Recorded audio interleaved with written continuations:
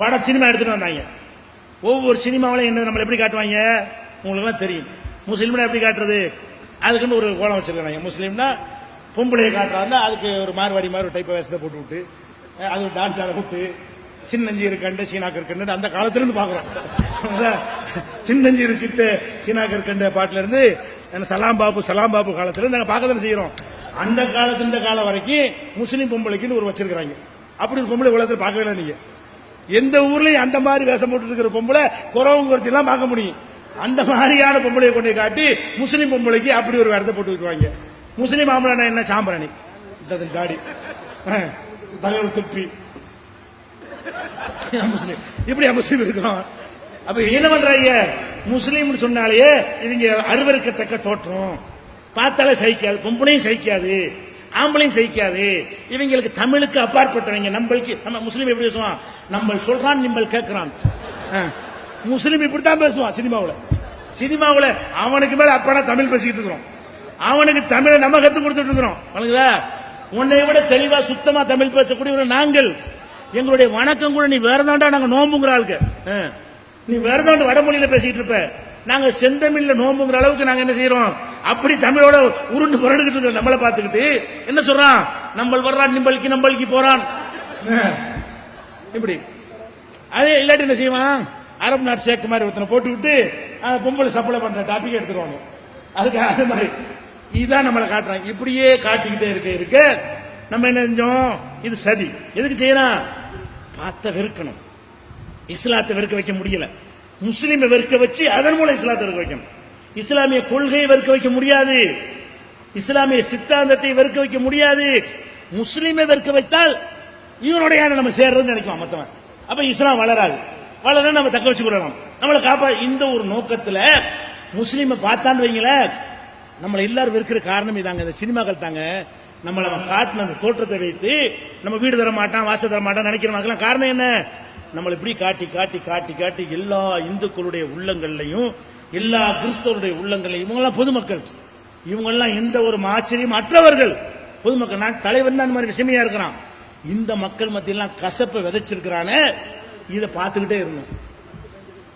எவ்வளவு நாளைக்கு பார்த்துட்டு இருக்கிறது, கடைசியா நினைஞ்சோம் இதுக்கு வேற வழிதான் சரி, பட்டம் ஓட்டாது நிறைய விஷயமா இல்ல. எப்படி முறியடிச்சோம், விசுவரூபம்னு எடுத்தாங்க.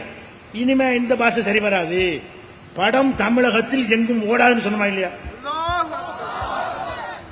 ஓட விடமாட்டோம் சொன்னமா இல்லையா.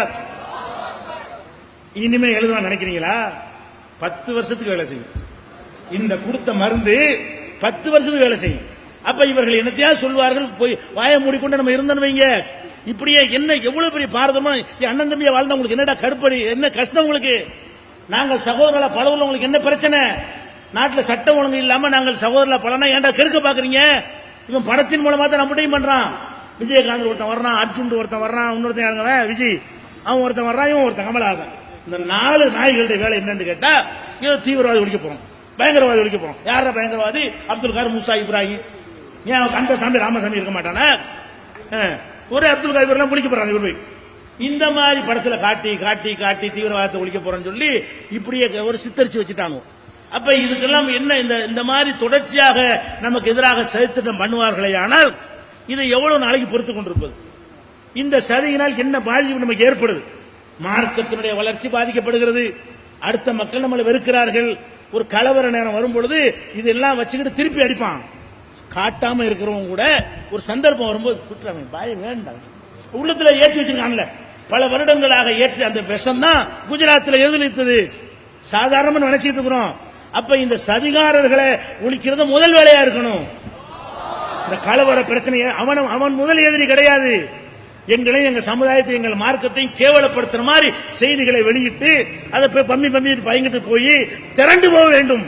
எவனால் இஸ்லாத்துக்கு எதிராக சொன்னானே ஆனால் உன்னை முற்றுகையிடுவோம்.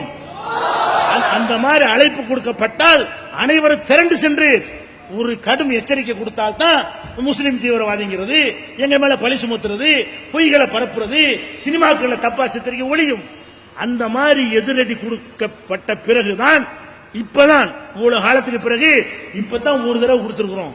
ஒவ்வொருத்தரும் எத்தனையோ படங்கள் வந்து தடுத்து நிறுத்திருக்கிறாங்க. ஓட்ட முடியல நம்ம சமுதாயம், வேற வேற சமுதாயம். எங்க ஜாதியை பேசுவியா, எங்க மதத்தை பேசுவியான்றெல்லாம் தியேட்டர்லாம் உடிச்சு நொறுக்கினார்கள். நம்ம அப்படிலாம் செய்யல. அதை லைசன்ஸ் மாதிரி எடுத்துக்கொண்டு நம்மை கோழைத்தனமாக எடுத்துக்கொண்டு எவ்வளவு கசப்ப வேண்டாலும் விதைக்கலாம் என்று எடுத்துக்கொண்டு இப்படியான வேலையை செய்தார்கள். இதை முறியடிப்பதற்கு உள்ள பதிலடி என்ன? தப்பா சொன்னா எதிர்த்து நிக்கணும். என்னடா அது காட்டு மிராணி சட்டம், வா பேசுவோம், எதிர்த்து வர்றியா? நோடி சரி விடுங்க. எது காட்டு மிராணித்தனம்? விவாதிக்க தயாரா? கருணாநிதியே தயாரா? போடுங்க போஸ்டரை. எவன் சொல்றாலும் பேரை போட்டு போடுங்க.